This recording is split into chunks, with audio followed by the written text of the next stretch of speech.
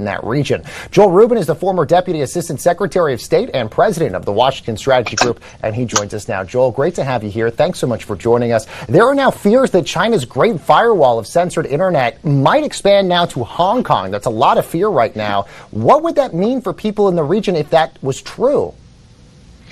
Yeah, Baker, it's great to be with you. And it's deeply troubling that China is extending its authority and authoritarian measures into Hong Kong. It's a violation of its commitments to the people of Hong Kong and to the world, quite frankly. And so for the internet companies and social media giants and tech in general, the international business community, this is really the moment of truth in how to push back against China's repressive tactics extending into Hong Kong. I've been to China. It is a very authoritarian state. There's no doubt about it. And so for the people of Hong Kong right now, they need global support and they need the United States to lead and have us working with our allies and others in the region to really let China know that they need to roll back and stop and not take over Hong Kong in this way. Yeah, we've seen, Joel, a lot of the tech companies, Google, Facebook, Twitter, they're not going to process user data now in Hong Kong. But I almost wonder if this is setting up a larger fight when it comes to the fight for internet freedom on all of this.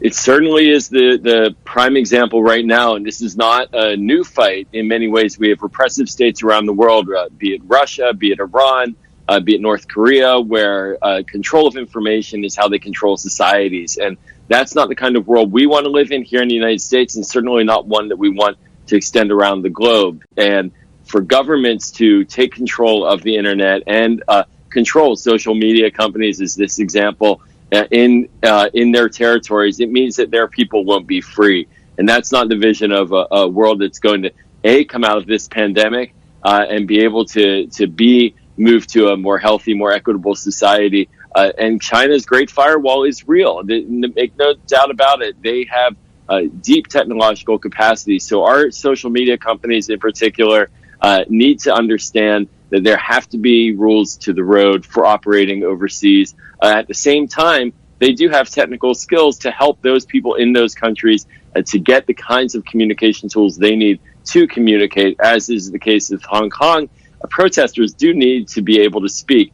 Civil society needs to be able to communicate. That's something where the private sector should be working with our government and other governments around the world to really be innovative to avoid this kind of binary choice of you have it or you don't have it, leaving the people in the lurch. Joel, is that an effective strategy, what these social media companies are doing? Is that an effective strategy to put pressure on China? Or because they're not really even in mainland China anyway, it's effectively mute to China because they're like, okay, no big deal. We don't even have Facebook here. Yeah, it's not as if this is going to be the only time that we have technology entering into China, into these countries. 15 years ago, nobody knew about Facebook. And so this is about the core principle, in addition to the immediate moment of the technology, the core principle being that societies need to have openness and communication amongst their citizens.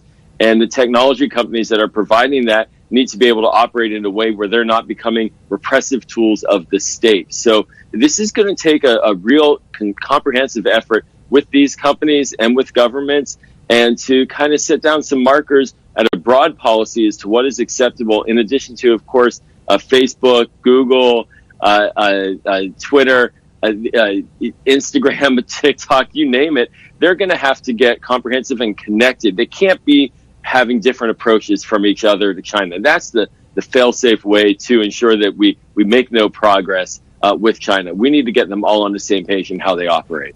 Joel, do you think the U.S. or any other Western country can effectively put pressure on China to influence what's happening in Hong Kong? Or is at this particular stage in the game, is it too late at this point? Well, it was done effectively for a number of years, and we have seen China move aggressively in the last half year or so, and leadership matters. In the United States, we didn't speak about Hong Kong really for the last half year or so prior to this move.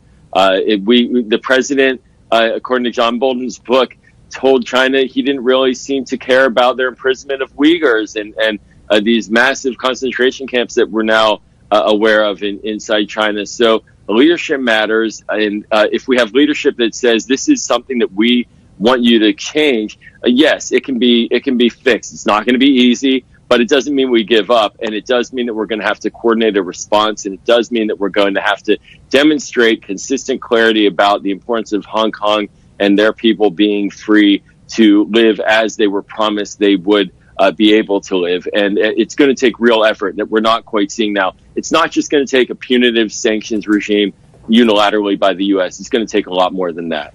Joel, here in the United States, Secretary of State Mike Pompeo made some news the other day when he went on Fox News and effectively said that the U.S. is looking at potentially banning TikTok from being an app here in the United States. He says if you want to give your data over to the communist Chinese government, go ahead and download TikTok.